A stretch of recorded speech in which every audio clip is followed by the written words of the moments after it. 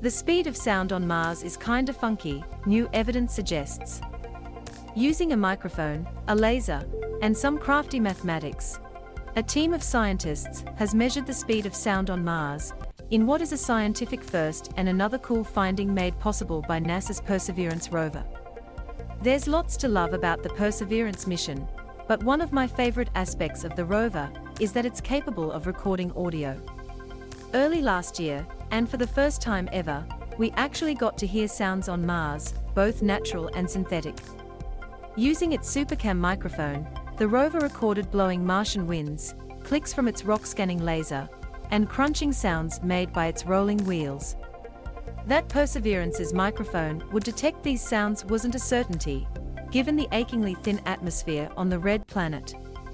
Sound needs a medium to propagate, and Mars, with a paltry atmospheric pressure of 0.095 pounds per square inch at ground level, doesn't offer much to work with. By comparison, Earth's sea level atmospheric pressure is around 14.7 psi. But there they were, discernible noises picked up by Percy's microphone in Jezero crater. With sounds clearly audible on Mars, Baptiste Chide from Los Alamos National Lab in Los Angeles and colleagues were able to measure the speed of sound on Mars. The scientists recently presented their findings at the 53rd Lunar and Planetary Science Conference, held from March 7th to 11th in Texas. The team leveraged Perseverance's SuperCam experiment, which zaps rocks with lasers to study Martian geology, and sits at the head of the rover's mast some 6.9 feet above the Martian surface. The team took measurements from 150 laser shots taken at 5 distinct locations, while also tracking local weather conditions.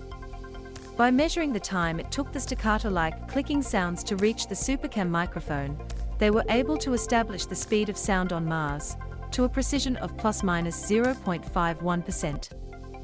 They found that sound on Mars travels at 239.88 m per second, which is significantly slower than the sound of speed on Earth at 339.85 m per second. And in an observation that matched prior predictions, the speed of sounds below 240 Hz fell to 754 feet per second.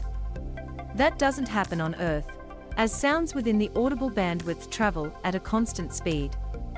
The Mars idiosyncrasy, as the scientists call it, has to do with the unique properties of the carbon dioxide molecules at low pressure, which makes the Martian atmosphere the only one in the solar system to experience a change in speed of sound right in the middle of the audible bandwidth, as the scientists wrote. The reason for this is that sounds above 240 Hz don't have time to relax their energy, according to the scientists. The scientists go on to say that this acoustic effect may induce a unique listening experience on Mars with an early arrival of high-pitched sounds compared to bass.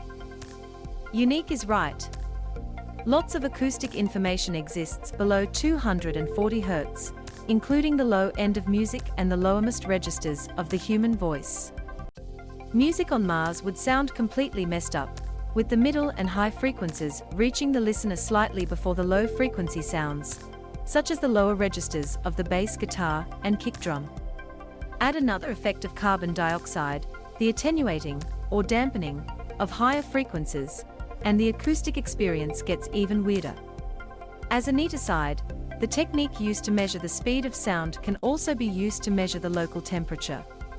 So in addition to Percy's Mars Environmental Dynamics Analyzer instrument, the team has a new thermometer at its disposal.